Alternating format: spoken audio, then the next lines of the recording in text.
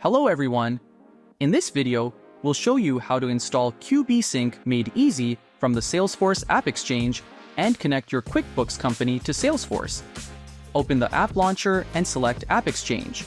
Go to AppExchange to continue. Now, search for QuickBooks made easy. Select the application and choose Get It Now. Select Production, and from the available options, choose Install. Accept the terms and proceed with the installation. Next, log in with your Salesforce credentials and select Install for all users.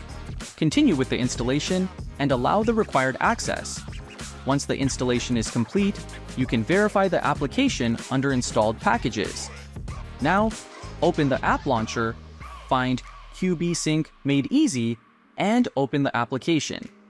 From the QuickBooks Setup page, select Connect to QuickBooks. Choose your preferred QuickBooks environment and select the company you want to connect. Then, process further and log in with your QuickBooks credentials. Once the connection is successful, you'll receive a confirmation. Next, go to Company Connection and select the option to connect QuickBooks with Salesforce. From the available options, choose Connect, allow the required permissions, and continue with your Salesforce credentials. Once the connection is successfully established, process further to complete the setup.